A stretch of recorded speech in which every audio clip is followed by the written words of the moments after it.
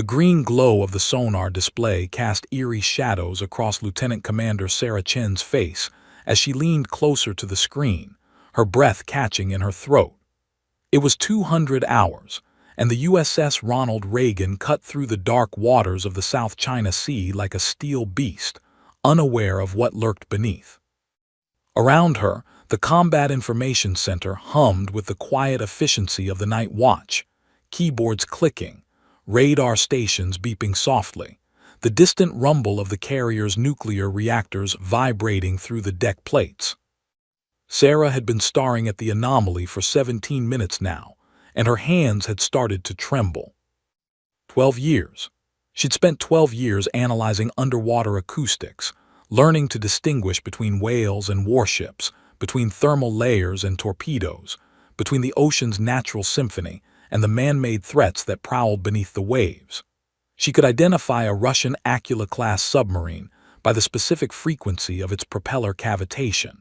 She could tell you whether a sonar contact was a school of tuna or a Chinese diesel boat trying to hide in the thermocline. Her ears, trained, experienced, reliable, had never failed her. Until tonight, she'd never seen anything like this. The signature on her screen pulsed with an irregular rhythm that made her stomach clench. It was big displacement suggesting something the size of a Lowe's Angels-class submarine, but the acoustic profile was all wrong. Too quiet, too smooth.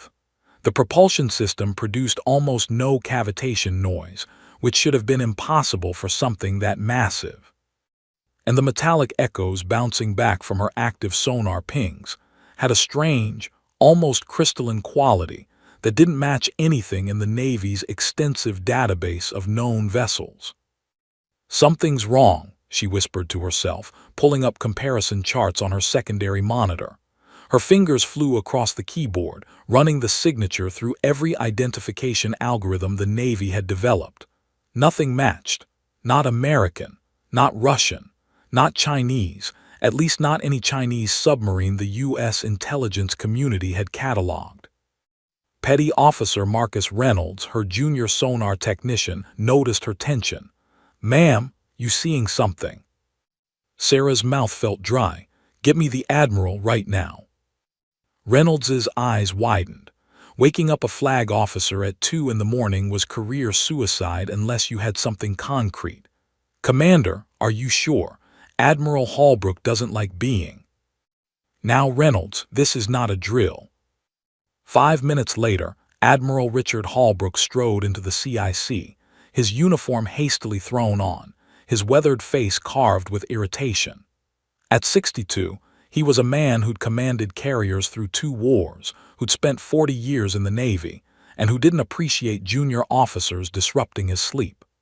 Behind him came Captain Morrison, the Reagan's commanding officer, looking concerned and curious in equal measure. "This better be good, Commander," Holbrook growled, his voice carrying that particular tone of authority that made junior officers straighten their spines involuntarily. Sarah stood, her heart hammering against her ribs. She'd practiced this moment in her head, trying to find the right words that would make him listen, that would convey the urgency without sounding hysterical.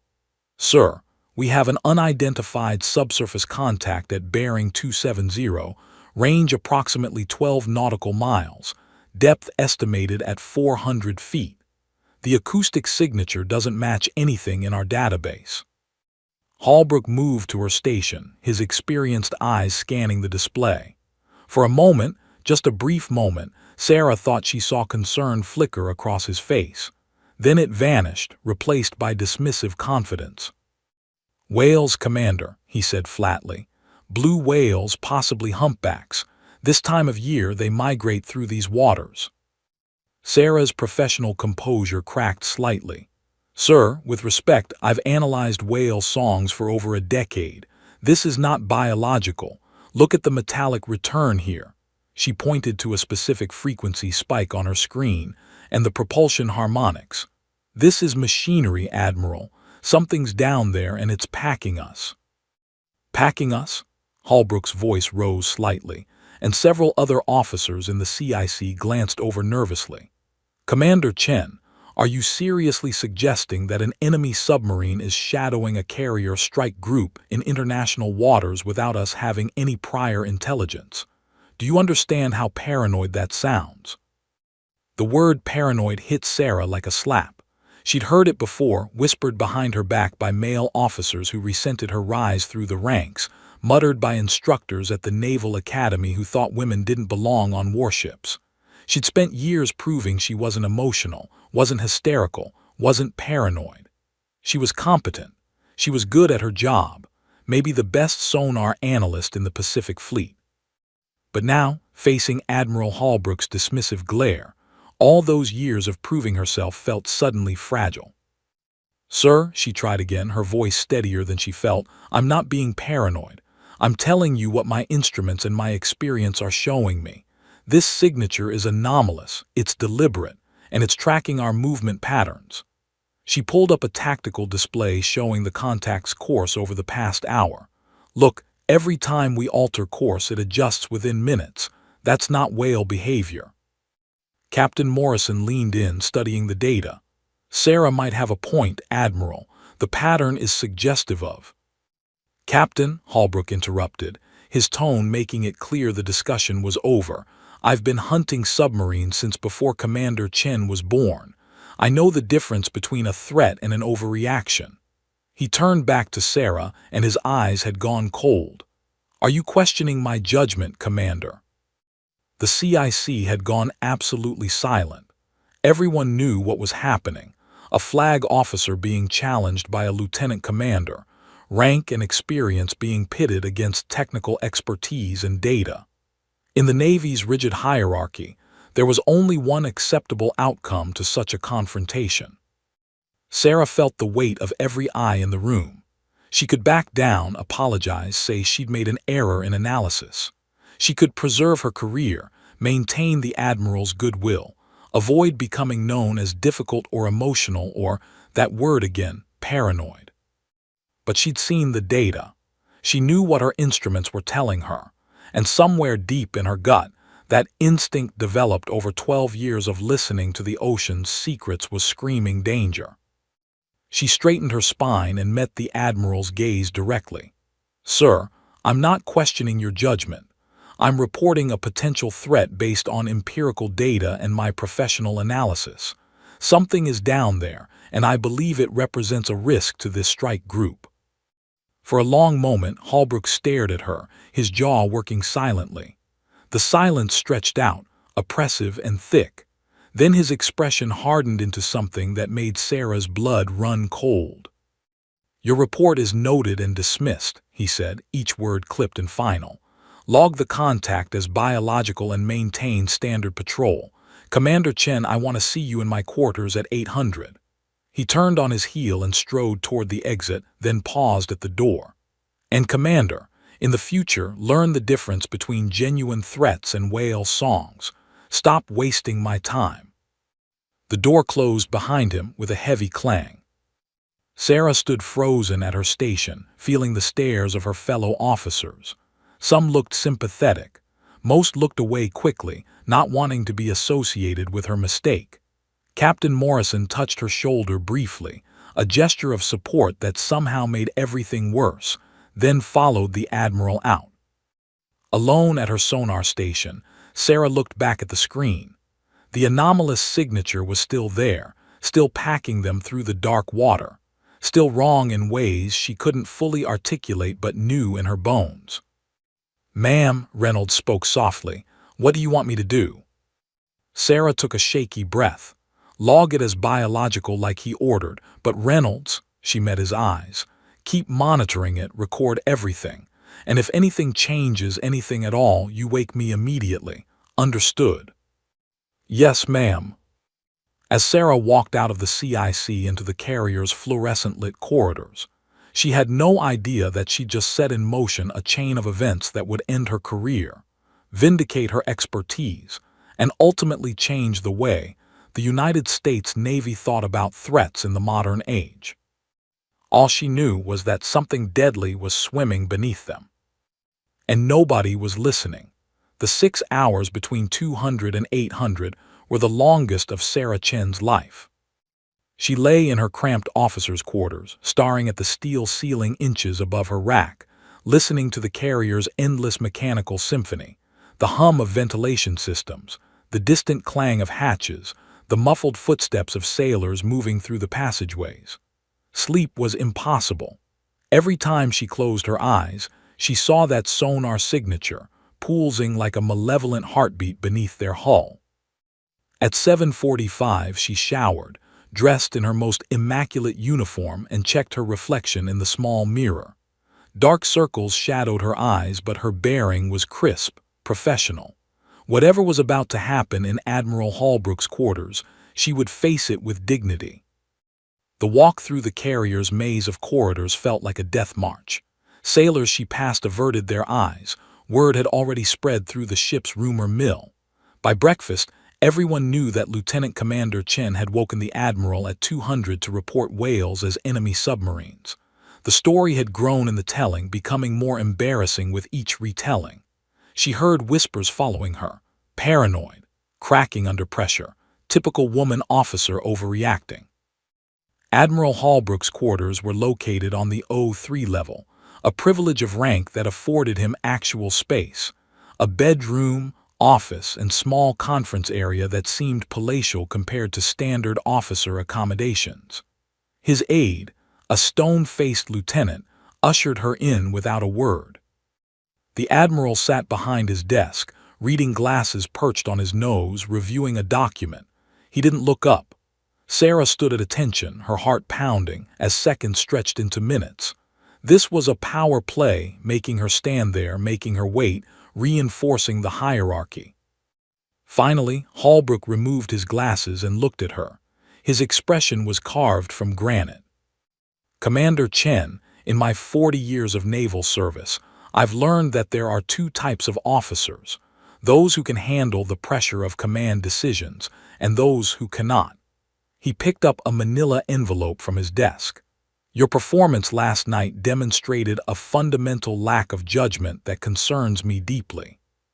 Sarah's jaw tightened, but she remained silent. "You woke me and the ship's commanding officer in the middle of the night to report biological contacts as enemy vessels. You insisted on your analysis despite my assessment. You questioned my judgment in front of junior enlisted personnel." His voice grew harder.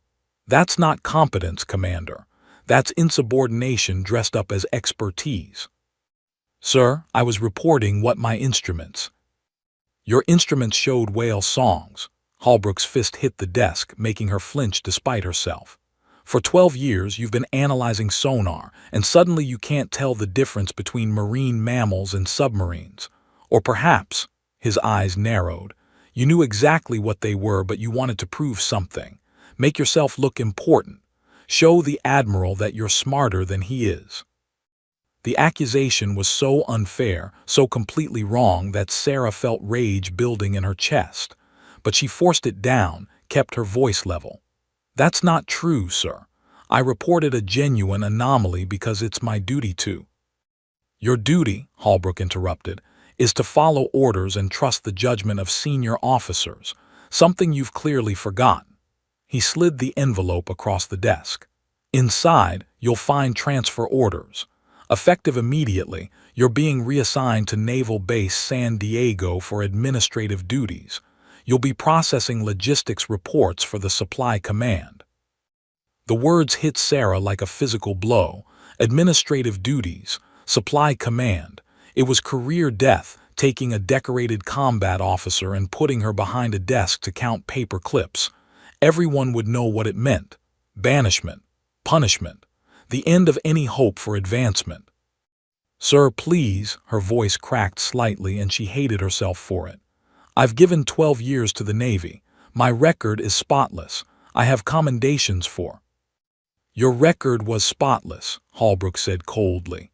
"Until last night, when you demonstrated that you crack under pressure. When stakes are high, Commander Chen, officers need to be reliable, not hysterical." There it was, the word she'd been dreading, hysterical. The weapon always deployed against women who spoke too loudly, who pushed too hard, who refused to smile and nod. "I am not hysterical," Sarah said, her voice like steel. "I am a trained analyst reporting data that concerned me. If I'm wrong, show me how.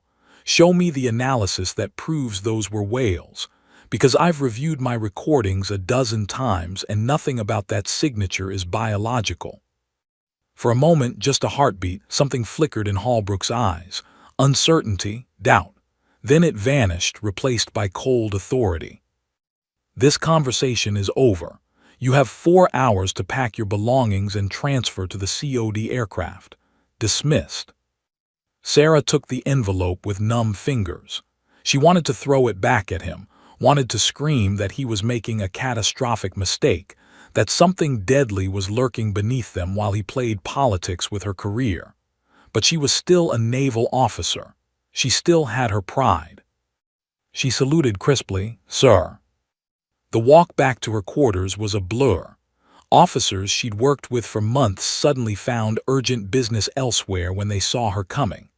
Only her friend, Lieutenant Commander James Park from the engineering department, stopped her in the passageway. "Sarah, I heard. I'm so sorry." His voice was barely a whisper. He couldn't risk being seen as too sympathetic. "Don't be," she said, forcing her voice steady. "I reported what I saw. I'd do it again." "I know you would. That's what makes you good at your job." He glanced around nervously. "For what it's worth, I believe you. But Holbrook, he's making an example of you, showing everyone what happens when you challenge him." After he left, Sarah entered her quarters and stared at the small space that had been her home for 8 months. Photographs of her family, her Naval Academy graduation, her first ship assignment. 12 years of service, reduced to a few boxes of personal effects. As she packed, her phone buzzed with text messages, some supportive, most from people covering their own backs. "Sorry to hear. These things happen. Maybe it's for the best." Each message felt like another small betrayal. The worst moment came when she returned to the CIC to retrieve her personal items from her sonar station. Petty Officer Reynolds was there, looking miserable. On the screen behind him, she could see the sonar display. The anomalous contact was still there, still tracking them. "Ma'am," Reynolds said quietly, "it's still following us. I've been watching it. The pattern hasn't changed." Sarah's throat tightened. "Keep recording everything. And Reynolds, trust your training. If something feels wrong, it probably is." He nodded, unable to meet her eyes. 4 hours later, Sarah stood on the carrier's flight deck, her sea bag at her feet, waiting for the COD aircraft that would ferry her off the ship. The wind whipped her hair as she looked out at the gray expanse of the South China Sea. Somewhere beneath those waves, something was waiting, watching, and now there would be no one aboard the Reagan who understood what they were dealing with.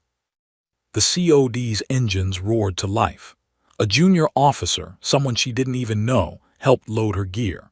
As the aircraft lifted off the deck, Sarah pressed her face to the small window, watching the USS Ronald Reagan shrink beneath her. 75 aircraft, 5,000 sailors, 90,000 tons of American naval power. And something hunting it in the deep. The carrier disappeared into the haze, and with it, Sarah's career, her reputation, everything she'd worked for. But worse than losing her career was the gnawing certainty in her gut. She'd been right, and now no one was listening. Somewhere in the depths below, whatever was down there was still waiting. Still watching.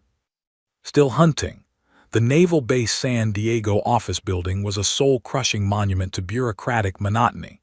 Gray walls, fluorescent lighting that hummed incessantly, and the smell of stale coffee and photocopier toner. Sarah's new office was a cubicle in the Supply Command's logistics division, a space so small she could touch both walls simultaneously. No window, no view of the ocean, just beige fabric partitions and the endless drone of keyboards clicking. Her new commanding officer, Commander Patricia Walsh, had been apologetically blunt during their first meeting. "Look, Chen, I know you're overqualified for this. Everyone knows why you're here. Keep your head down, process your reports, and maybe in a year or two, you can request a transfer somewhere better. Don't make waves." Don't make waves. The irony wasn't lost on Sarah. She spent her days reviewing supply requisitions from ships scattered across the Pacific Fleet, toilet paper inventories, bulk food orders, equipment maintenance schedules, work that a competent petty officer could handle in their sleep, work designed to slowly erode her soul, to remind her daily of how far she'd fallen. The other officers in the building treated her like a ghost. They knew her story, or rather, they knew Holbrook's version of it, the officer who'd cracked under pressure, who'd woken an admiral over whales, who'd been so paranoid she'd endangered her own career. At lunch, conversations stopped when she approached. Invitations to after-work drinks never came. She was toxic, a cautionary tale, the officer nobody wanted to be associated with. 3 weeks into her exile, Sarah sat alone in her cubicle at 1900 hours, long after everyone else had gone home. The building was silent except for the security guard's footsteps echoing through empty hallways. On her government-issued computer screen was a supply request for hydraulic fluid. She'd been staring at the same form for 20 minutes, unable to care, unable to focus. Her personal laptop sat in her bag, forbidden on the Navy network but calling to her.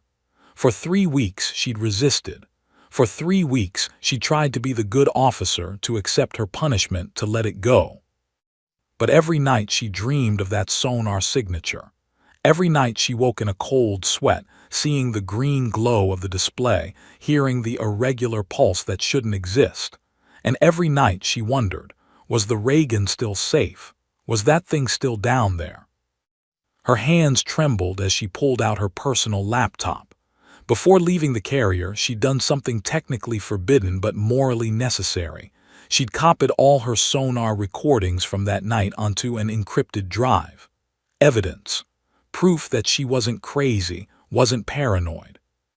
She plugged in her headphones and pulled up the audio files, listening again to the underwater symphony that had destroyed her career. The rhythmic pulse of the Reagan's propellers, the ambient ocean noise, shrimp clicks, distant whale songs, the subtle whoosh of currents. And there, buried in the frequencies between 200 and 400 hertz, that anomalous signature. Sarah ran the audio through spectral analysis software she'd purchased with her own money, better than what the Navy had given her access to in this bureaucratic purgatory. New patterns emerged. The signature wasn't just irregular, it was adaptive. Every few minutes, the frequency shifted slightly, as if the source was actively trying to avoid detection. That was sophisticated. That was intentional. That was terrifying. A sound behind her made Sarah jump. She spun around to find an older man in civilian clothes standing at her cubicle entrance. He was in his 70s, weathered face, sharp eyes, and something about his bearing screamed retired military.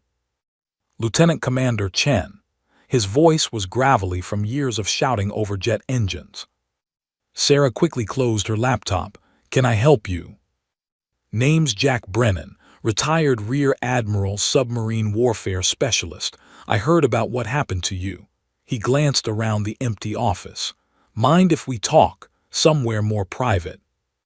20 minutes later, they sat in a dingy bar 3 blocks from the base, the kind of place where sailors and veterans drank cheap beer and swapped sea stories. Brennan bought them both whiskeys and studied Sarah with unsettling intensity. 23 years ago, he began without preamble, I was commanding officer of the USS Key West, a Lowe's Angels-class attack boat. We were on patrol in the South China Sea, same waters where you detected your anomaly, and I found something.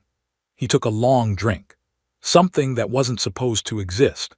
Soviet submarine technology, except the Soviets had been gone for years. Advanced propulsion, stealth capabilities that shouldn't have been possible.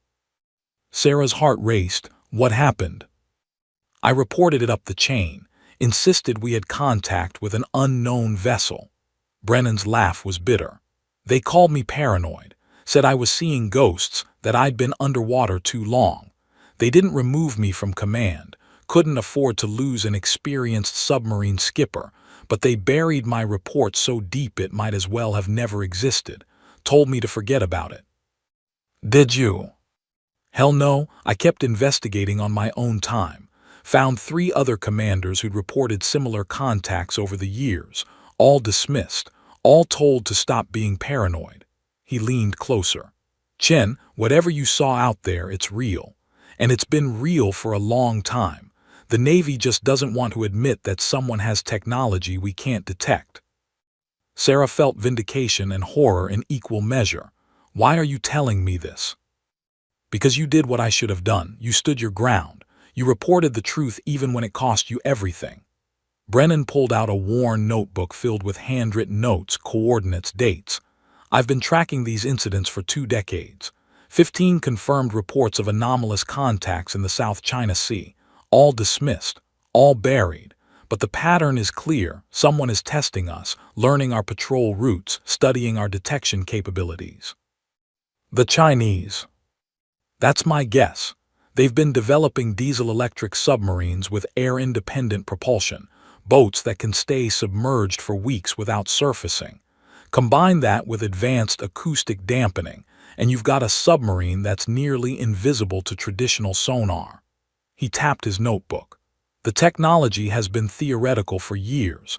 I think they've made it operational. Sarah's mind raced through the implications. If Brennan was right, if these stealth submarines were real, then the entire Pacific Fleet was vulnerable. Carrier strike groups could be shadowed, tracked, studied without ever knowing the threat was there.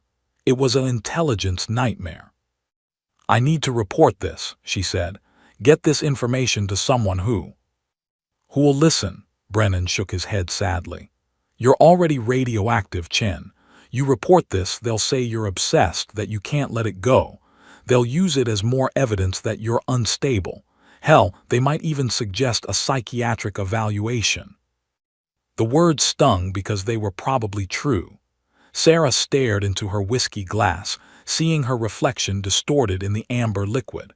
Her career was already destroyed. Her reputation was in ruins.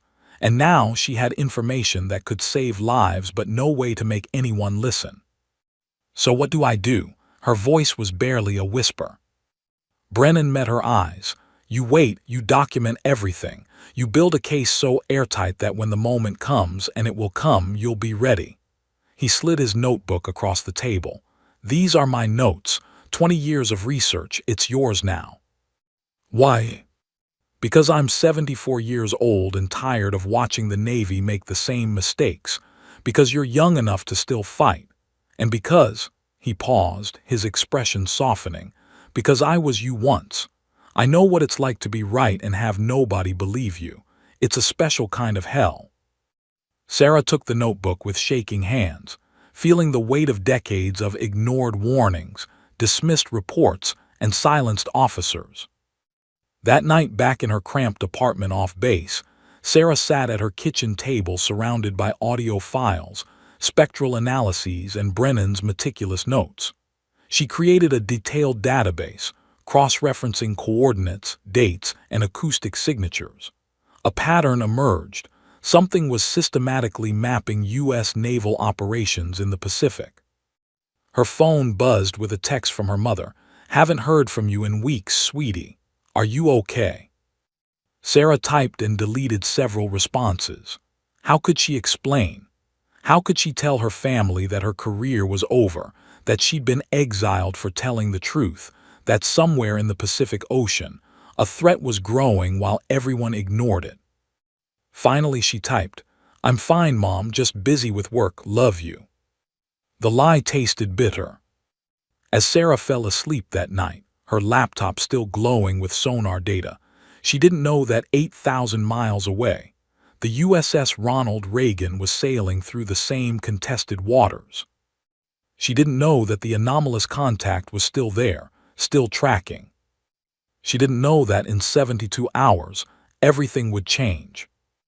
But deep in her gut, that instinct developed over 12 years of listening to the ocean's secrets whispered a warning. This wasn't over. Not by a long shot. Captain Marcus Webb of the USS Connecticut had been commanding nuclear submarines for 16 years, and he'd never missed a scheduled communication check-in. Not once. It was drilled into submarine commanders from their first day of training. Communication protocols were sacred. They kept you alive. They let the fleet know you weren't lying at the bottom of the ocean in a titanium coffin. But at 1400 hours on a gray Thursday in the South China Sea, Captain Webb made a decision that violated every protocol he'd ever learned. He ordered his boat to go silent.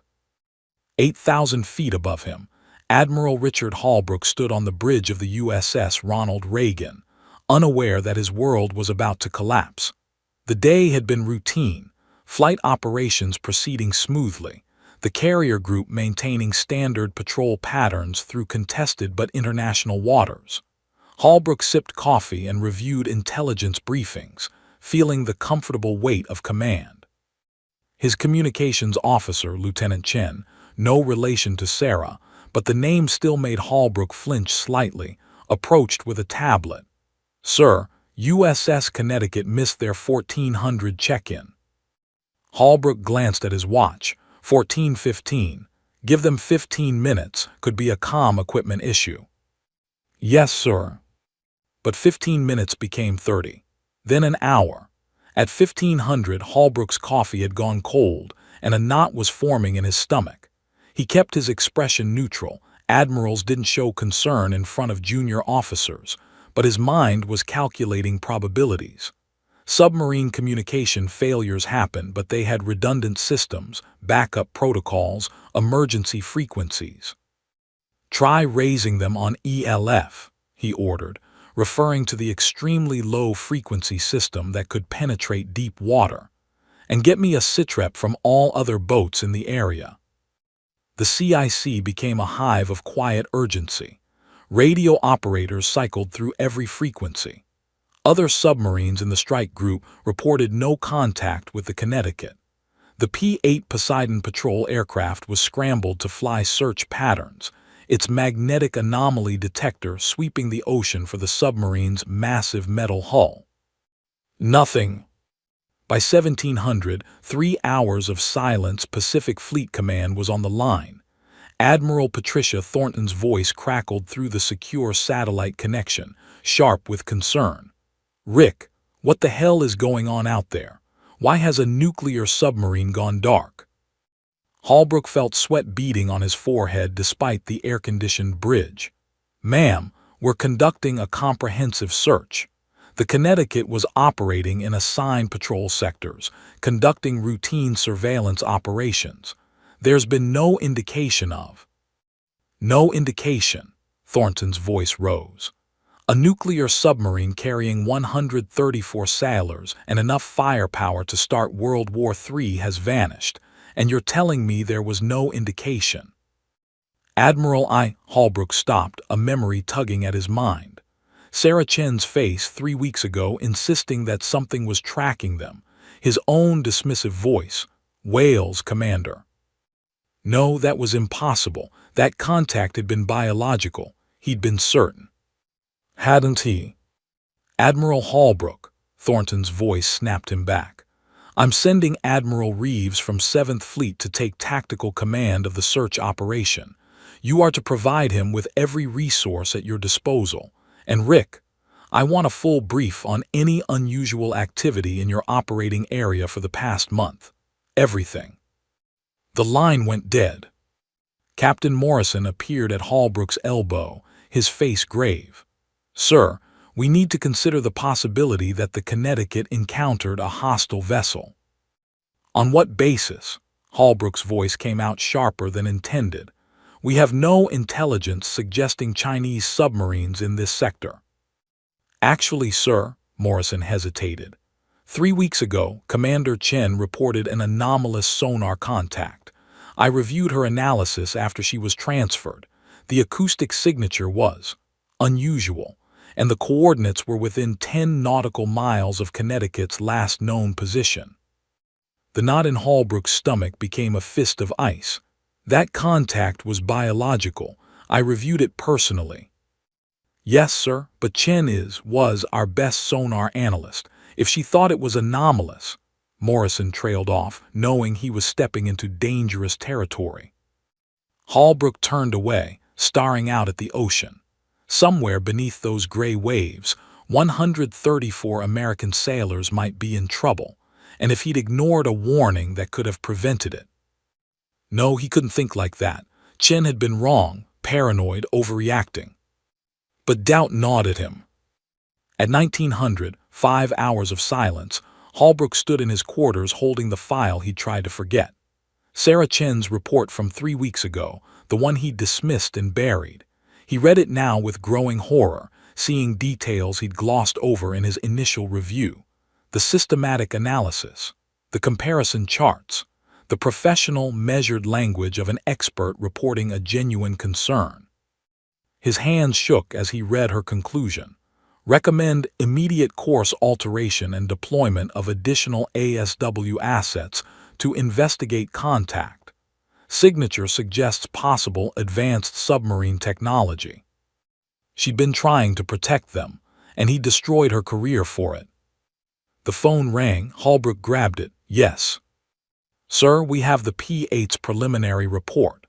The communications officer's voice was tight.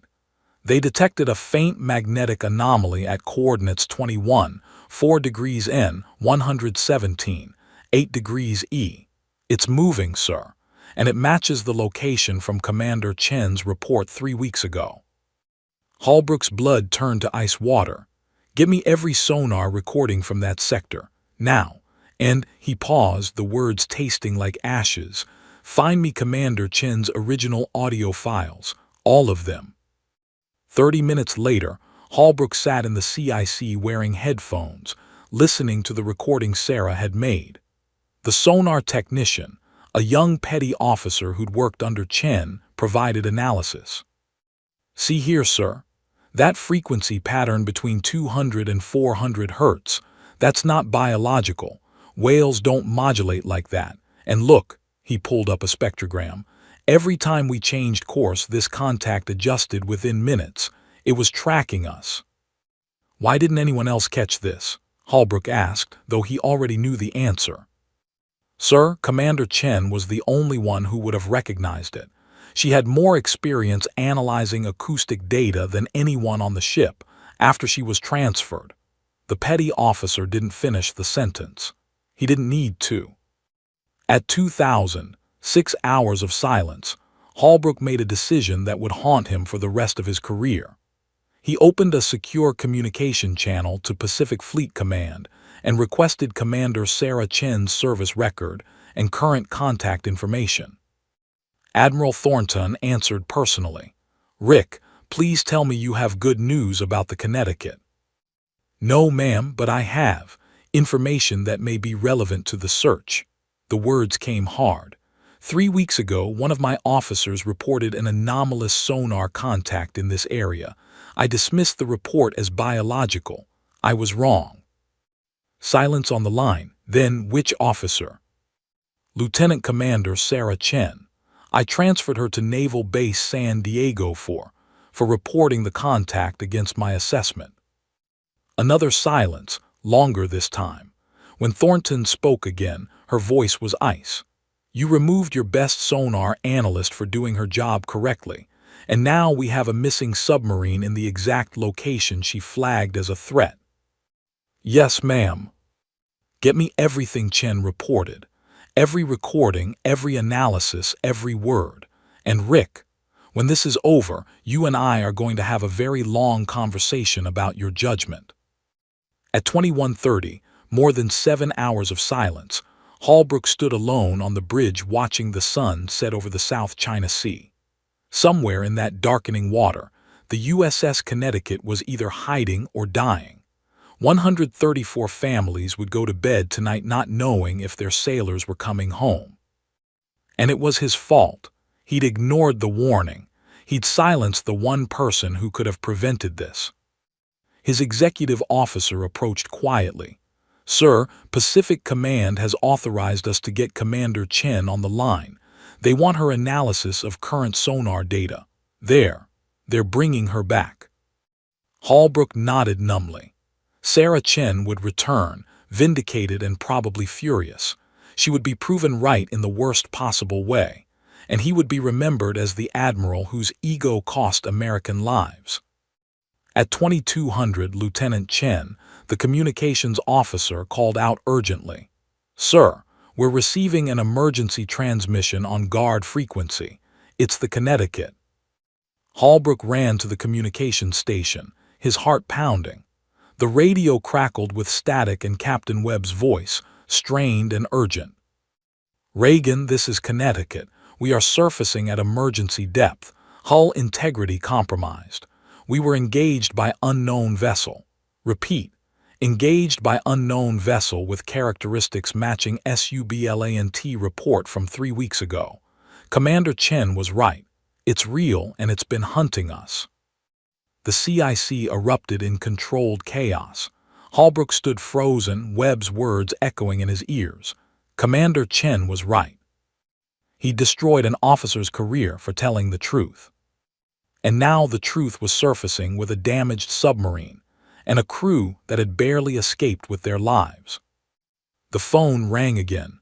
Holbrook picked it up with a hand that shook. "Admiral Holbrook," Admiral Thornton's voice was cold as death, "get Commander Chen on the next flight to the Reagan, and pray that she's willing to help clean up your mess. At 3:40 hours, every radar screen in the USS Ronald Reagan's Combat Information Center lit up simultaneously like a Christmas tree on fire. Alarms shrieked. Officers shouted coordinates. And Admiral Richard Holbrook watched his worst nightmare materialize on the tactical display. The USS Connecticut was surfacing. But submarines don't surface like this. Not fast, not at emergency angles, not with the desperation of a drowning man clawing toward air. The Virginia-class attack submarine burst through the surface of the South China Sea like a breaching whale, 3,500 tons of steel and nuclear power propelled upward by ballast tanks blown in panic. Water cascaded off her hull in torrents, her bow rising at a 15-degree angle before crashing back down, with an impact that could be heard across the strike group. "Jesus Christ," someone whispered in the CIC. Captain Morrison grabbed the radio. "Connecticut, this is Reagan Actual. Report your status." Static, then Captain Webb's voice came through, raw and breathless. "Reagan, we're alive, barely, hull integrity compromised. Sonar array destroyed. We need immediate assistance." Holbrook pushed his way to the communications station, his pulse hammering in his ears. "Captain Webb, what happened down there?" The silence that followed lasted only seconds but felt like hours. When Webb spoke again, his voice carried the weight of a man who'd stared into the abyss. "We were hunted, Admiral, for 8 hours. Something shadowed us through every evasion maneuver, every depth change, every attempt to break contact. Advanced propulsion system, silent running capabilities beyond anything in our threat assessments. It was," Webb's voice cracked slightly, "it was the contact from Commander Chen's report. She was right about everything." The CIC went dead silent. Every officer within earshot heard it. Every sailor manning their stations understood what it meant. Lieutenant Commander Sarah Chen, transferred in disgrace 3 weeks ago, had been correct, and they'd all watched her career burn for telling the truth. Holbrook felt the blood drain from his face. "Captain, are you certain?" "Admiral, my sonar operator has the recording. Before our array was damaged, we captured acoustic signatures that match Chen's data point for point. But there's more." Webb paused, and Holbrook could hear shouting in the background, damage reports being called out. "We weren't tracking one contact. There were at least 3 separate vessels coordinating. They boxed us in, forced us into a canyon system, then one of them. Admiral, one of them pinged us with active sonar so powerful it felt like a depth charge. That's what damaged our hull. They wanted us to know they could destroy us whenever they wanted." Captain Morrison looked at Holbrook with barely concealed anger. 3 vessels. How is that possible without any intelligence warning? "Because we weren't looking," Holbrook said quietly, the full weight of his failure crushing down on him. "We dismissed the reports. We buried the warnings. He stopped, unable to finish. The radio crackled again. "Reagan, be advised. My sonar operator wrote down coordinates before we lost the array. He was a smart kid, knew we'd need evidence. The coordinates are tattooed on his arm now. A grim laugh. He didn't trust he'd remember them if he went into shock. Send them, Holbrook ordered. A minute later, the coordinates appeared on the screen. Lieutenant Chen, the communications officer, pulled up the historical data overlay. Her face went white. Sir, these coordinates, they're identical to the anomalous contacts Commander Chen reported. Not similar, identical, down to the decimal point. Around the CIC, officers exchanged glances. Some looked sick, others looked furious. They'd all been there that night when Admiral Holbrook had dismissed Sarah Chen's concerns.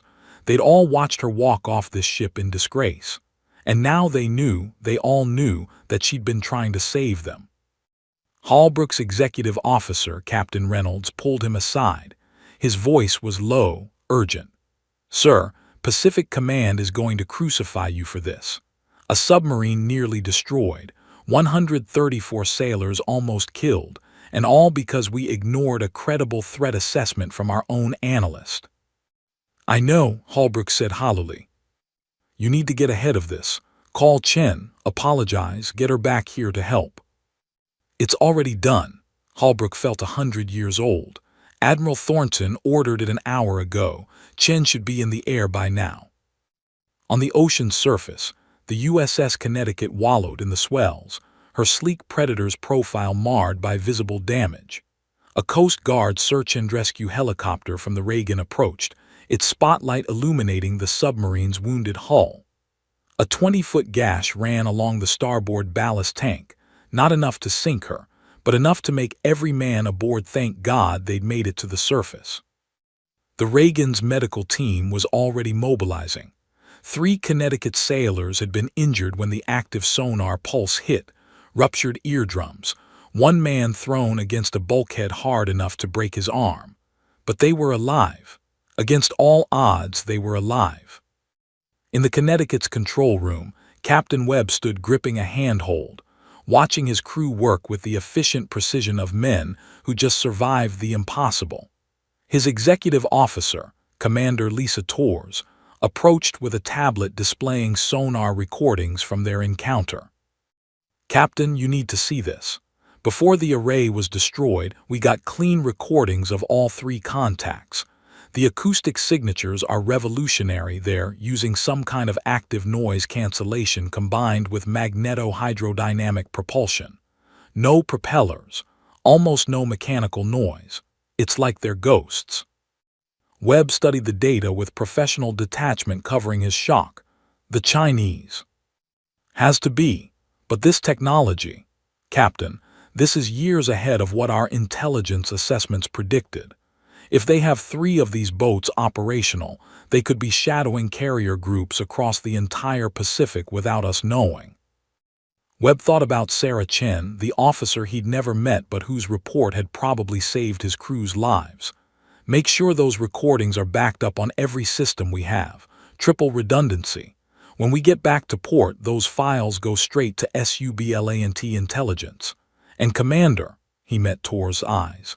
Make sure Commander Chen gets a copy personally. She earned that. Back on the Reagan, Holbrook stood in his quarters, staring at the phone in his hand.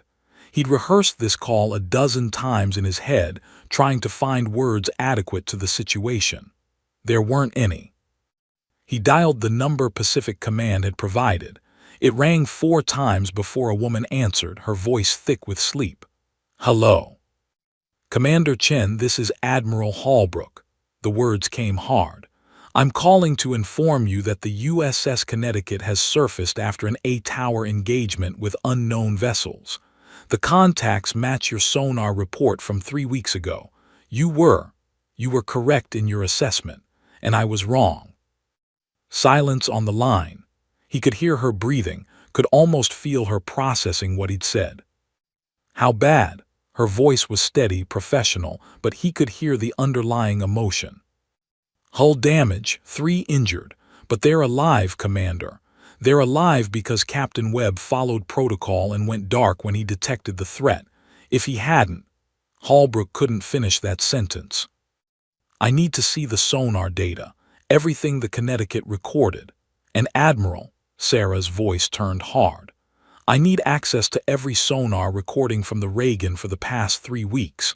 If there are 3 of these vessels out there, they've been in our operating area longer than we knew. I want to know exactly what we missed. You'll have full access. A helicopter is en route to pick you up from North Island. You'll be back on the Reagan by 900. Holbrook paused, knowing his next words wouldn't be enough but needing to say them anyway. Commander Chen, I owe you an apology. I dismissed your professional judgment. I allowed my ego to override good analysis, and I nearly cost American lives because of it. Another pause. When Sarah spoke, her voice was controlled but cold. With respect, Admiral, your apology means nothing to me right now. 134 sailors almost died because you wouldn't listen. 3 weeks ago, I could have helped track these vessels, mapped their patrol patterns, maybe even identified their base of operations. Instead, I've been in San Diego filing paperwork while they've been studying our fleet. You're right. I know I'm right. I've always been right. Now I need to figure out how to keep people alive despite your mistakes. The line went dead. Holbrook set down the phone and walked to his window, watching the first gray light of dawn spreading across the ocean. Somewhere out there, in the pre-dawn darkness, 3 Chinese submarines were gliding through the deep, silent and deadly and unknown. And the one person who could find them was flying back to clean up his mess. An aide knocked on his door. Sir, Admiral Thornton from Pacific Command is on Secure Line 1. She says it's urgent. Holbrook straightened his uniform and picked up the phone, knowing his career was about to end. Thornton, this is Holbrook. Rick, the Chief of Naval Operations, just woke me up personally. He's seen the preliminary reports. He wants to know why, and I'm quoting here, we have stealth submarines in the goddamn South China Sea that we knew about 3 weeks ago, but did nothing because some admiral's ego was too fragile to listen to his own experts. Her voice could have frozen nitrogen. I have no good answer for him. Do you? Holbrook closed his eyes. No, ma'am. I'm relieving you of tactical command effective immediately. Admiral Reeves will take over strike group operations. You'll remain aboard the Reagan as an observer until we determine next steps. She paused. And Rick, when Commander Chen gets there, you will give her everything she needs. You will defer to her expertise, and you will stay the hell out of her way. Is that clear? Crystal clear, ma'am. As the sun rose over the South China Sea, painting the waves gold and crimson, Sarah Chen sat in a helicopter racing toward the USS Ronald Reagan, listening to audio files through noise-canceling headphones.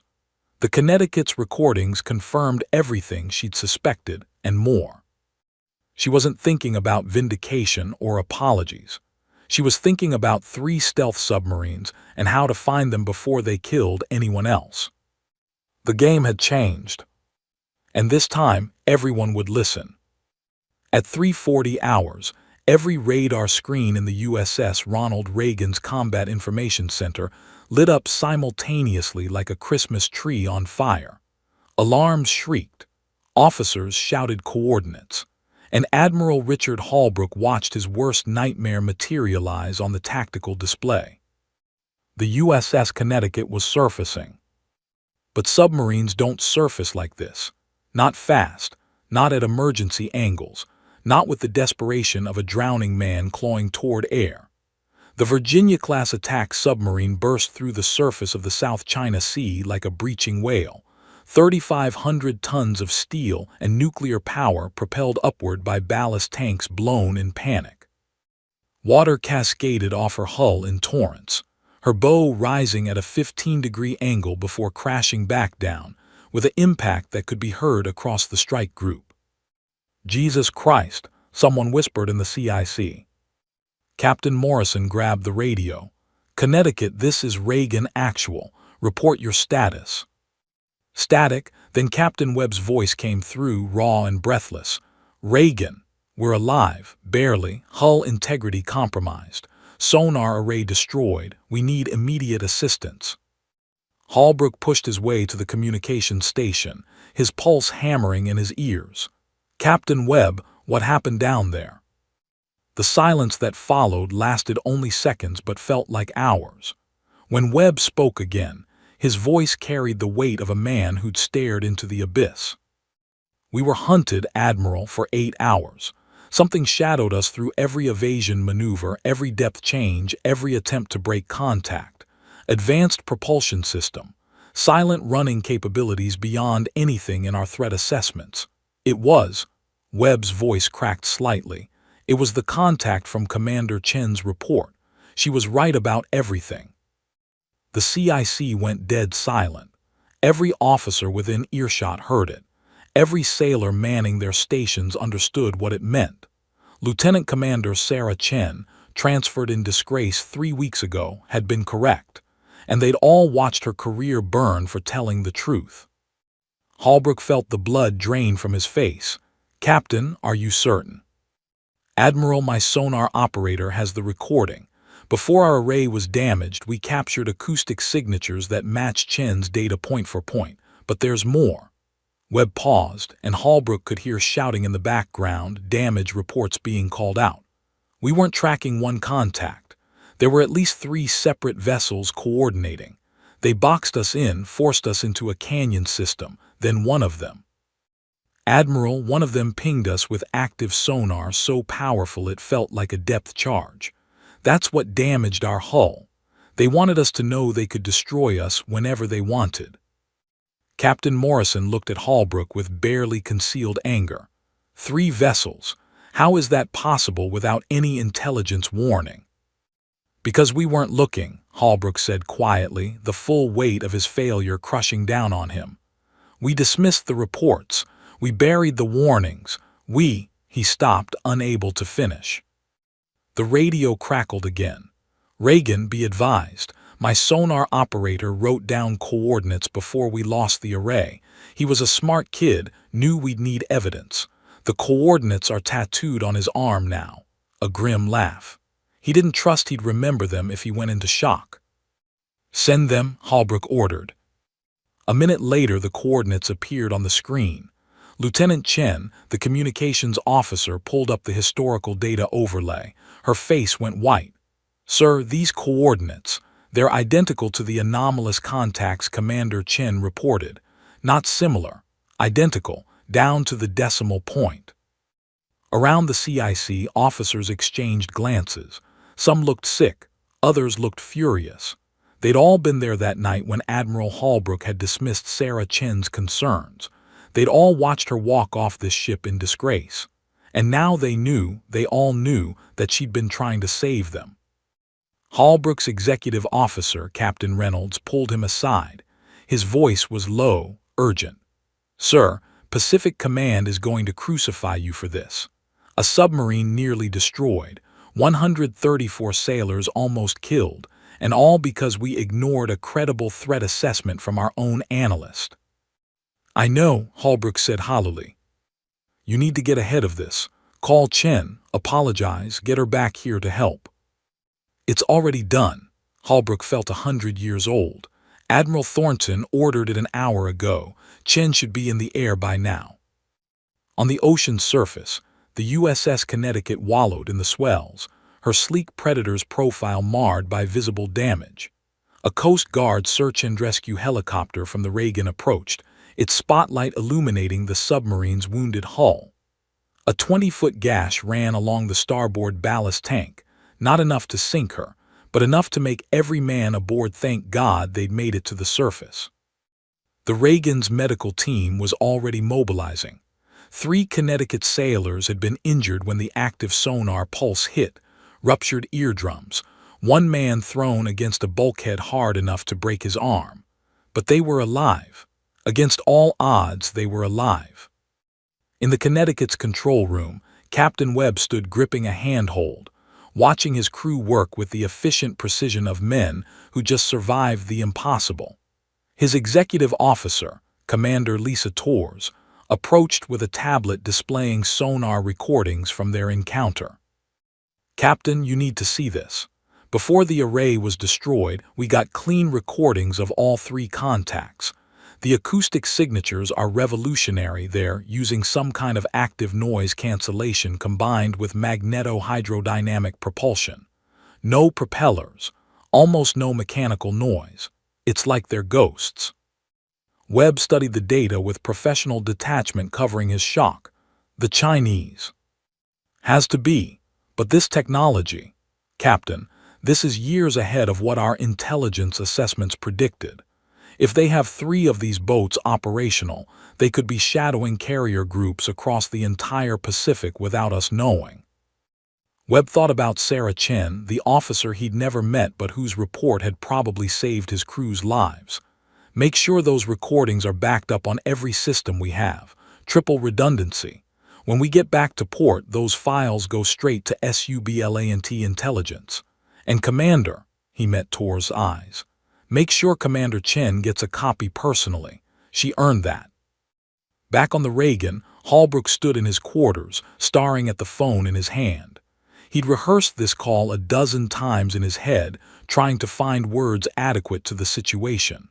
There weren't any. He dialed the number Pacific Command had provided. It rang 4 times before a woman answered, her voice thick with sleep. Hello. Commander Chen, this is Admiral Holbrook. The words came hard. I'm calling to inform you that the USS Connecticut has surfaced after an 8-hour engagement with unknown vessels. The contacts match your sonar report from 3 weeks ago. You were correct in your assessment, and I was wrong. Silence on the line. He could hear her breathing, could almost feel her processing what he'd said. How bad? Her voice was steady, professional, but he could hear the underlying emotion. Hull damage, 3 injured, but they're alive, Commander. They're alive because Captain Webb followed protocol and went dark when he detected the threat. If he hadn't, Holbrook couldn't finish that sentence. I need to see the sonar data, everything the Connecticut recorded. And Admiral, Sarah's voice turned hard. I need access to every sonar recording from the Reagan for the past 3 weeks. If there are 3 of these vessels out there, they've been in our operating area longer than we knew. I want to know exactly what we missed. You'll have full access. A helicopter is en route to pick you up from North Island. You'll be back on the Reagan by 900. Holbrook paused, knowing his next words wouldn't be enough but needing to say them anyway. Commander Chen, I owe you an apology. I dismissed your professional judgment. I allowed my ego to override good analysis, and I nearly cost American lives because of it. Another pause. When Sarah spoke, her voice was controlled but cold. With respect, Admiral, your apology means nothing to me right now. 134 sailors almost died because you wouldn't listen. 3 weeks ago, I could have helped track these vessels, mapped their patrol patterns, maybe even identified their base of operations. Instead, I've been in San Diego filing paperwork while they've been studying our fleet. You're right. I know I'm right. I've always been right. Now I need to figure out how to keep people alive despite your mistakes. The line went dead. Holbrook set down the phone and walked to his window, watching the first gray light of dawn spreading across the ocean. Somewhere out there, in the pre-dawn darkness, 3 Chinese submarines were gliding through the deep, silent and deadly and unknown. And the one person who could find them was flying back to clean up his mess. An aide knocked on his door. Sir, Admiral Thornton from Pacific Command is on Secure Line 1. She says it's urgent. Holbrook straightened his uniform and picked up the phone, knowing his career was about to end. Thornton, this is Holbrook. Rick, the Chief of Naval Operations, just woke me up personally. He's seen the preliminary reports. He wants to know why, and I'm quoting here, we have stealth submarines in the goddamn South China Sea that we knew about 3 weeks ago, but did nothing because some admiral's ego was too fragile to listen to his own experts. Her voice could have frozen nitrogen. I have no good answer for him. Do you? Holbrook closed his eyes. No, ma'am. I'm relieving you of tactical command effective immediately. Admiral Reeves will take over strike group operations. You'll remain aboard the Reagan as an observer until we determine next steps." She paused. "And Rick, when Commander Chen gets there, you will give her everything she needs. You will defer to her expertise, and you will stay the hell out of her way.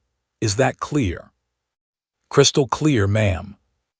As the sun rose over the South China Sea, painting the waves gold and crimson, Sarah Chen sat in a helicopter racing toward the USS Ronald Reagan, listening to audio files through noise-canceling headphones. The Connecticut's recordings confirmed everything she'd suspected and more.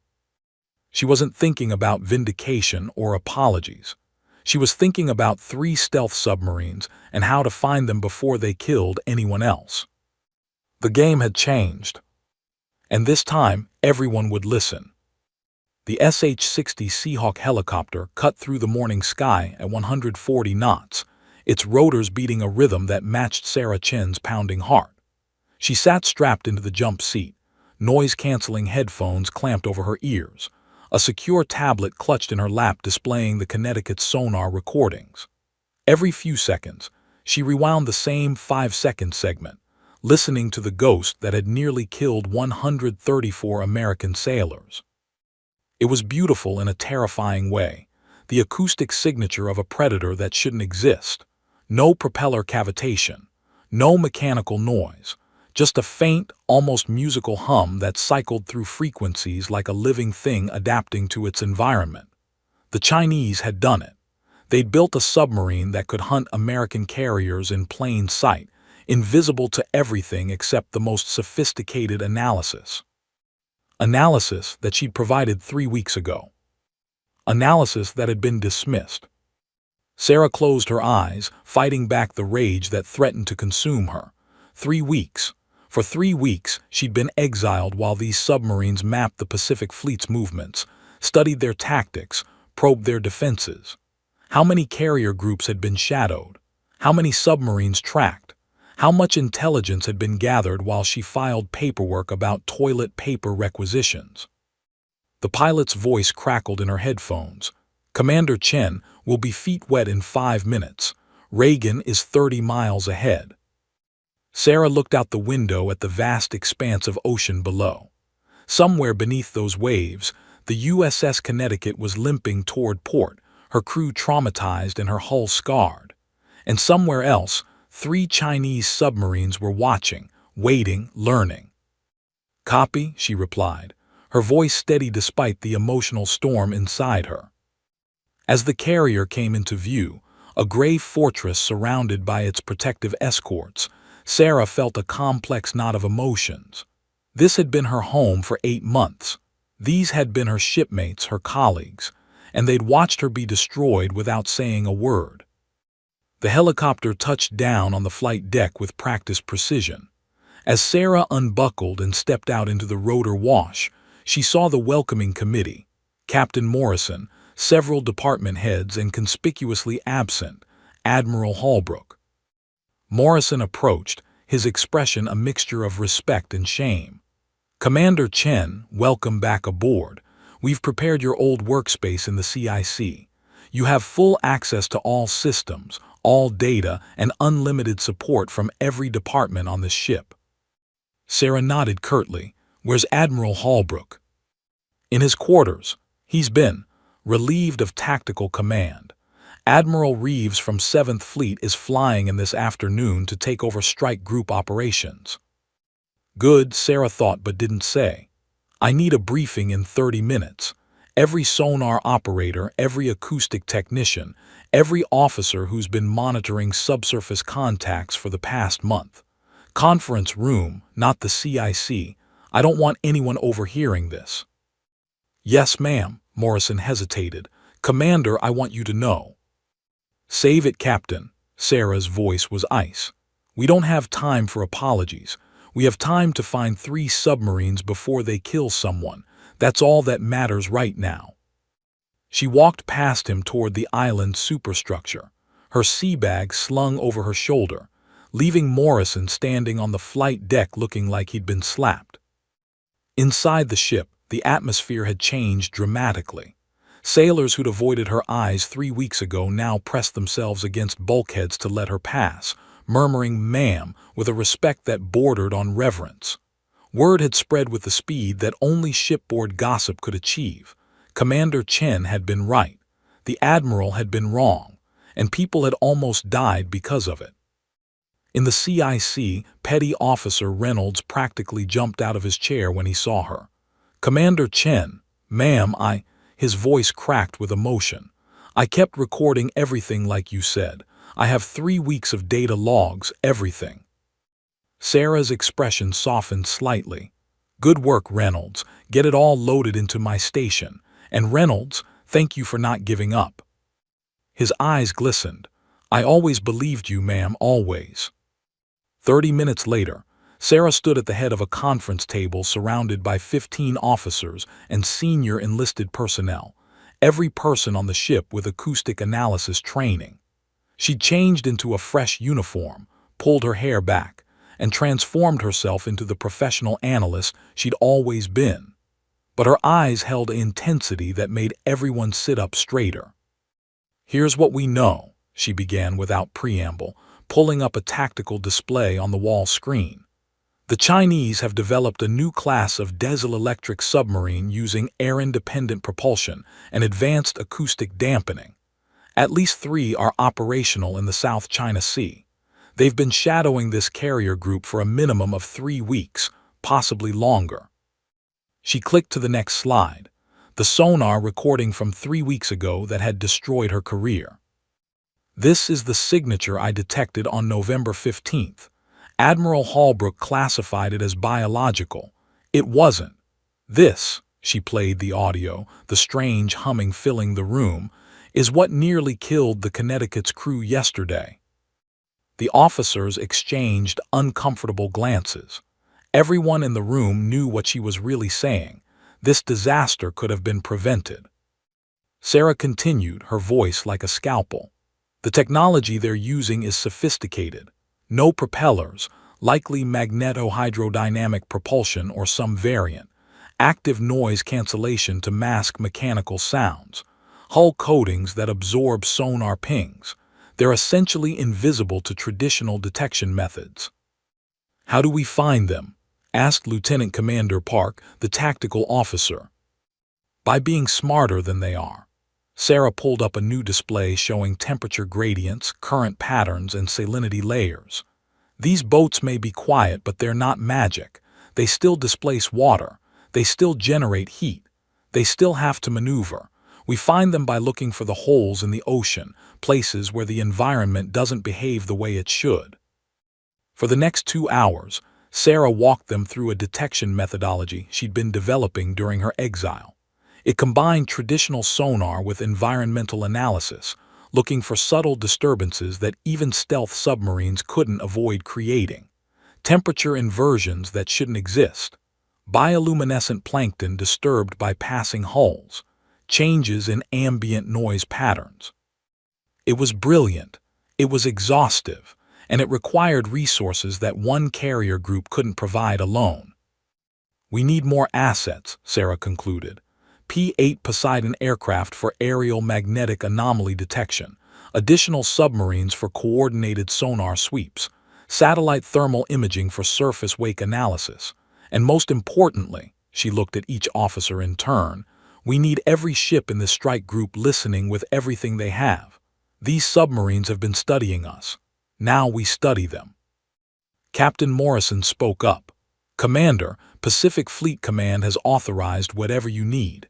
Admiral Thornton has made it clear that you're running this operation. What's your first priority?" Sarah pulled up a chart showing the Connecticut's encounter. The Connecticut recorded coordinates before their sonar array was destroyed. Those coordinates show the last known positions of all 3 submarines. They're old data, 8 hours stale, but it's a starting point. I want to map their probable patrol sectors, identify their operational patterns, and predict where they'll be next. She zoomed in on a section of ocean. "Based on their behavior during the Connecticut encounter, I believe they're operating from a coordinated command structure. That means there's a mother ship or shore facility controlling them. Find the controller, and we find all of them." A knock on the door interrupted them. A young ensign entered, looking nervous. "Ma'am, I have a message from the Chief of Naval Operations. He's requesting a secure video conference with you in 15 minutes. The room went silent.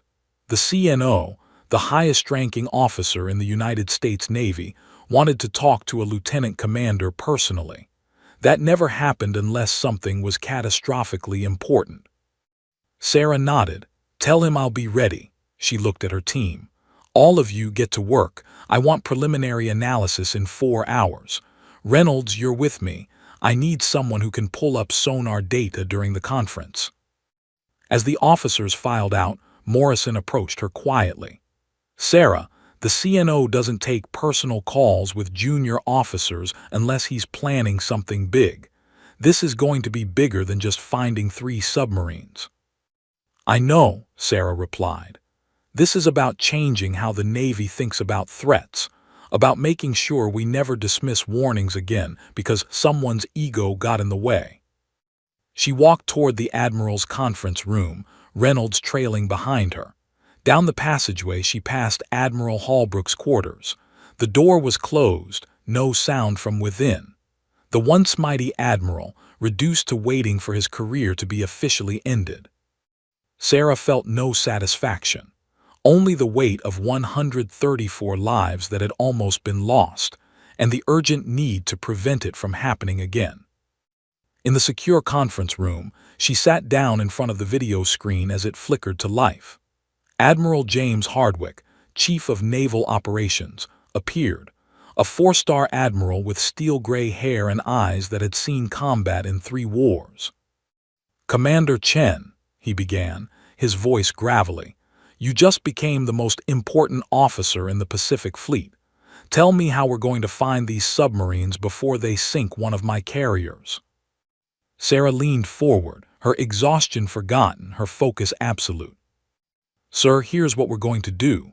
Sarah Chen hadn't slept in 48 hours, and she'd never felt more alive. The Combat Information Center of the USS Ronald Reagan had transformed into a war room unlike anything the carrier had ever seen. Every screen displayed overlapping data streams, sonar contacts, thermal imaging, current patterns, satellite feeds, and acoustic analyses that scrolled past faster than most officers could process. At the center of this technological maelstrom stood Sarah, her eyes bloodshot but laser-focused, orchestrating a symphony of detection that was rewriting submarine warfare doctrine in real time. "Contact bearing 285, range 14 miles, Reynolds called out from his station. "Thermal anomaly matches predictive model." Sarah moved to his screen, her fingers flying across the keyboard. "Show me the bioluminescence patterns from that sector."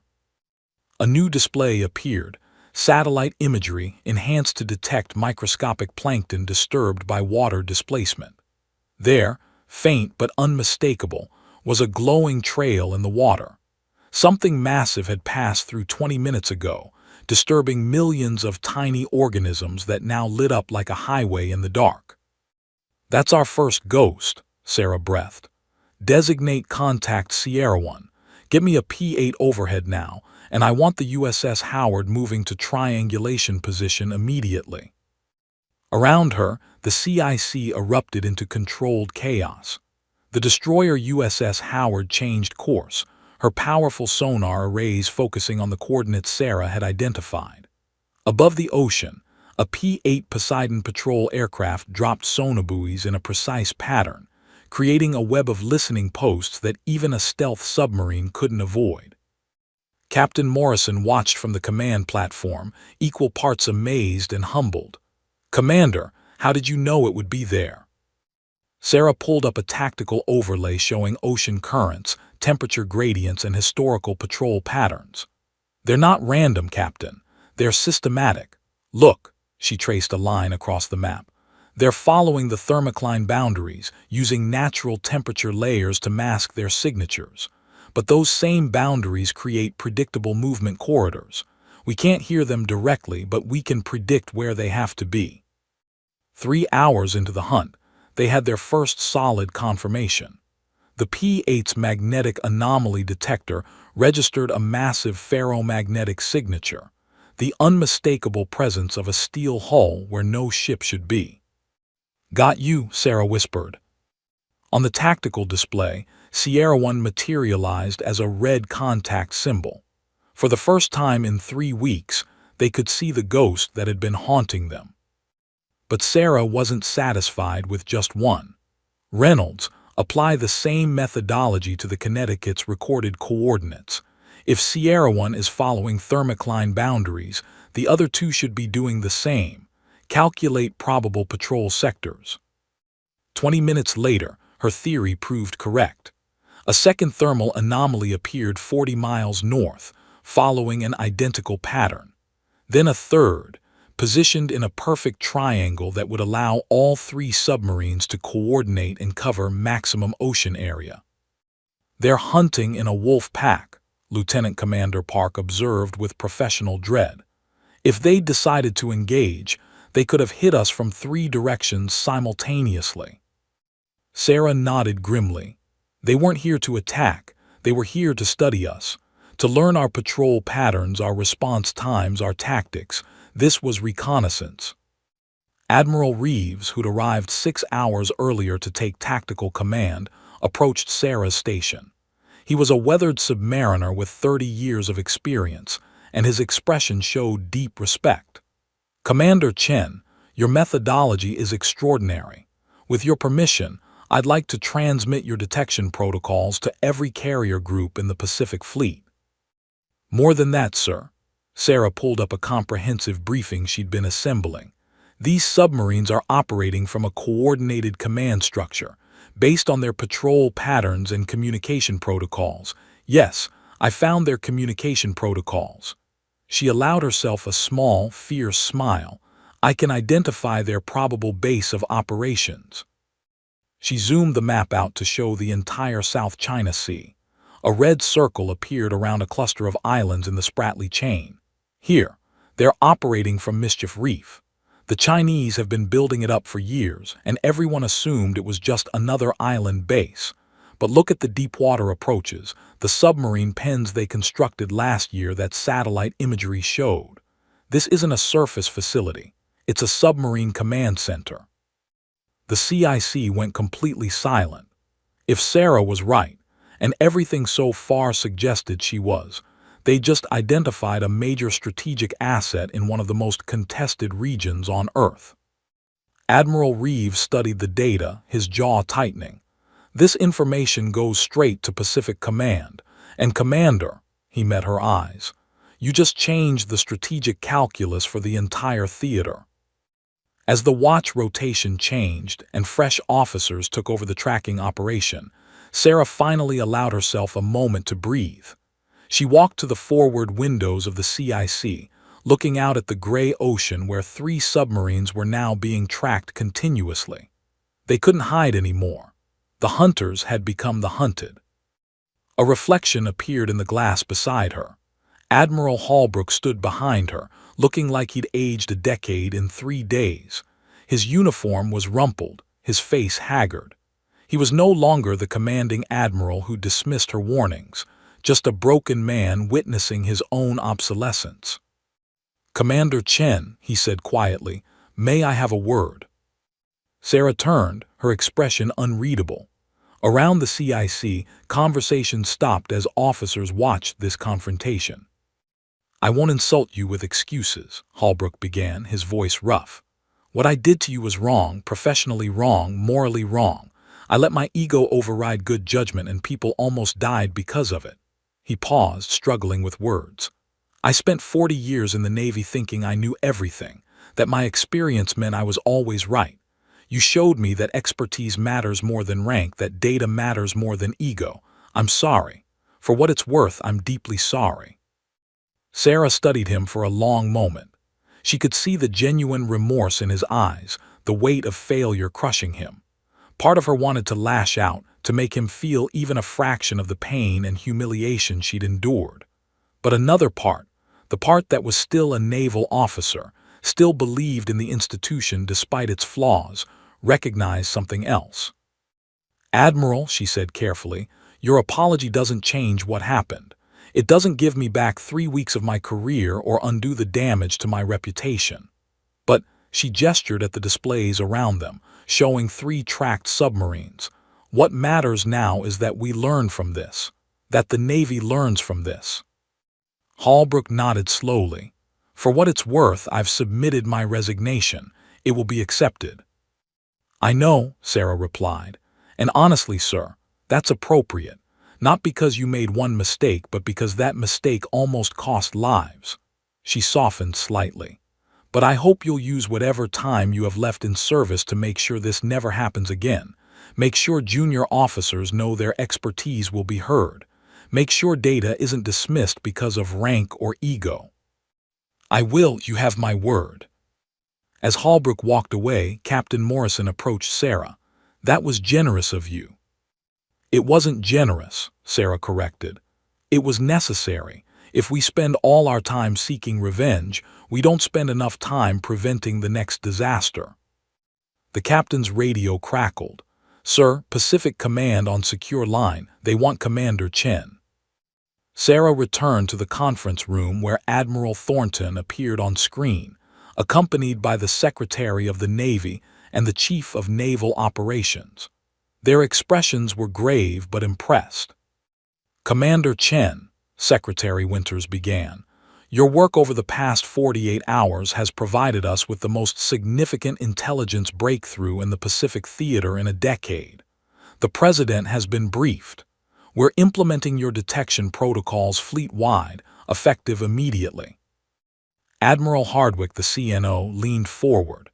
"We're also creating a new position, Director of Advanced Submarine Threat Analysis, reporting directly to Pacific Fleet Command. Commander Chen, I'm offering you the job and immediate promotion to captain. You'll have resources, authority, and most importantly, you'll have a guarantee. When you report a threat, people will listen." Sarah felt the weight of the offer. Captain, a position of real authority, the ability to ensure that no analyst would ever be silenced the way she had been. "I accept, sir, on one condition." Hardwick raised an eyebrow. "Name it." "Every officer involved in threat analysis, regardless of rank, regardless of gender, gets the same protection. Their assessments are reviewed on merit, not on whether they contradict a senior officer's opinion. We create a formal protocol in writing that makes it clear, expertise trumps ego, always." The secretary smiled. "Done. We're calling it the Chen Protocol." After the call ended, Sarah walked back into the CIC where her team continued tracking the submarines. Reynolds gave her a thumbs up. Lieutenant Park nodded with respect. Even officers who'd avoided her 3 weeks ago now looked at her like she just won the war single-handedly. But Sarah knew the truth. She hadn't won anything. She'd simply proven what should have been obvious all along, that the truth matters, that expertise matters, that listening to warnings can save lives. On the main display, 3 red symbols marked the Chinese submarines, now tracked continuously, their secrets exposed, their advantage neutralized. Sarah Chen had been removed from this carrier in disgrace. She'd returned as the officer who'd changed everything. 6 months after the USS Connecticut surfaced with a scarred hull and a traumatized crew, Captain Sarah Chen stood in the Pentagon's Hall of Heroes, sunlight streaming through tall windows and illuminating the faces of admirals, senators, and military officials who had gathered for a ceremony that would change naval history. The room smelled of brass polish and fresh flowers. American flags lined the walls alongside portraits of legendary naval commanders, Nimitz, Halsey, Rickover. Sarah's parents sat in the front row, her mother clutching a handkerchief, her father wearing his old Navy uniform from his enlisted days decades ago. Behind them sat the crew of the USS Connecticut, every sailor who'd survived that 8-hour hunt in the depths, each one insisting on attending to honor the woman who'd tried to save them before anyone knew they needed saving. The Secretary of the Navy, Thomas Winters, stepped to the podium. The room fell silent except for the soft click of photographers' cameras. Ladies and gentlemen, we are here today to recognize exceptional service that exemplifies the highest traditions of the United States Navy. Captain Sarah Chen's story is not just about technical brilliance or analytical excellence, though she possesses both in abundance. It's about courage, the courage to speak truth to power even when that power refuses to listen.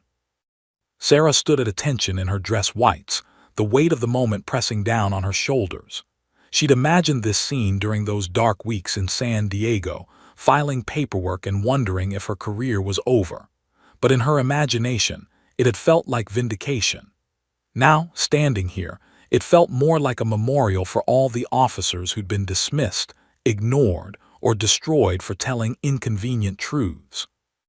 Secretary Winters continued, his voice resonating through the chamber. 6 months ago, Lieutenant Commander Chen detected an anomalous sonar signature in the South China Sea. Despite her 12 years of expertise in acoustic analysis, despite her flawless service record, her warning was dismissed. She was transferred, effectively banished, for doing her job correctly. 3 weeks later, the USS Connecticut was nearly destroyed by the exact threat she had identified. The Connecticut's captain, Marcus Webb, sat in his wheelchair, still recovering from injuries sustained during the attack. His hands gripped the armrests tightly, and Sarah could see tears streaming down his face. Captain Chen's subsequent analysis, Winters went on, led to the identification and tracking of 3 advanced Chinese submarines, the discovery of their command facility, and the development of detection protocols now used throughout the Pacific Fleet. Her work has fundamentally altered how the United States Navy approaches submarine warfare in the modern era. He picked up a blue ribbon with a star-shaped medal suspended from it, the Legion of Merit, one of the highest peacetime military decorations.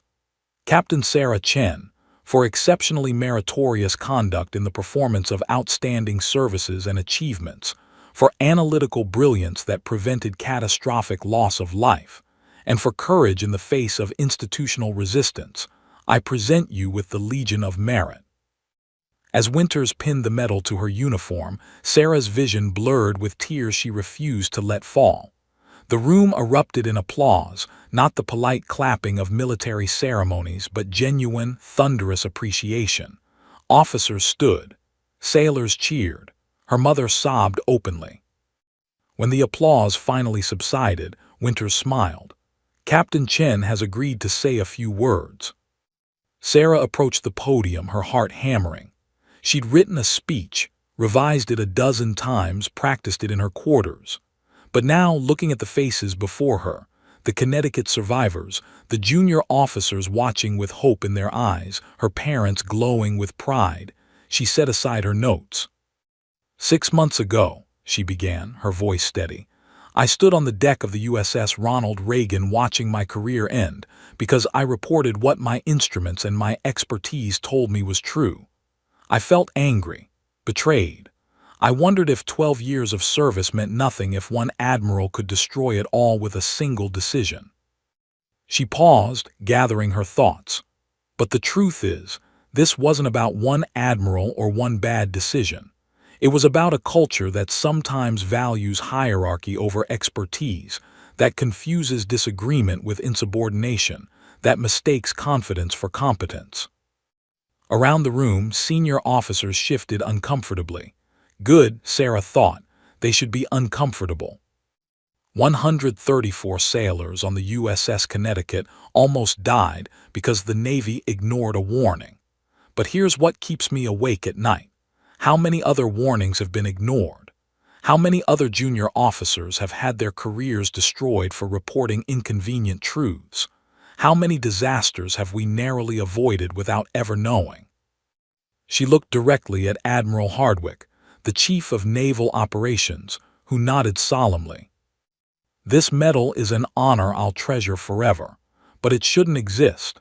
I shouldn't be standing here because I shouldn't have been dismissed in the first place. A Navy that works correctly listens to its experts regardless of rank. It evaluates data objectively. It creates systems where truth can't be silenced by ego. Sarah softened slightly. But I believe we can do better. The Chen Protocol, and I still can't believe they named it after me. Gentle laughter rippled through the room. Is a start. It requires that threat assessments from qualified analysts be reviewed independently, that technical expertise be valued equally with command experience, that junior officers have protected channels to report concerns without fear of retaliation. She looked at the Connecticut survivors. Will this protocol prevent every mistake? No. Will it save every life? I wish I could say yes, but I can't promise that. What I can promise is that we're trying. We're learning. We're building a Navy where expertise matters, where data matters, where speaking truth is rewarded instead of punished. Captain Webb raised his hand slightly from his wheelchair. A silent salute that Sarah returned with emotion threatening to overwhelm her composure. To every analyst, every technician, every junior officer watching this, your voice matters, your expertise matters. If you see something wrong, report it. Document it, fight for it. Yes, there might be consequences. Yes, you might face resistance, but you might also save lives. She touched the medal on her chest. This belongs to every officer who was silenced and every officer who refused to stay silent. To Admiral Jack Brennan, who tried to warn about these threats 20 years ago and was dismissed. To Petty Officer Reynolds, who kept recording data even after I was removed because he believed the truth mattered more than politics. To Captain Webb and the Connecticut crew, who survived because they trusted their training even when the system failed them. Sarah's voice grew stronger. The Navy I joined 12 years ago was an institution I believed in. I still believe in it. But belief requires holding ourselves accountable when we fail. It requires changing systems that don't work. It requires admitting that sometimes the loudest voice in the room should be the one with the most expertise, not the one with the most stars on their collar. The silence in the room was profound. Thank you for this honor, thank you for listening, and thank you for being willing to change. That's all any of us can ask. The applause was deafening. After the ceremony, Sarah stood in a Pentagon corridor checking her phone. Amid congratulatory messages from colleagues worldwide, one caught her attention, a secure message from Pacific Fleet Command. Captain Chen, we have a new anomalous sonar contact off Guam. Signature doesn't match the Chinese boats. Need your analysis immediately. Sarah smiled, not with satisfaction but with purpose.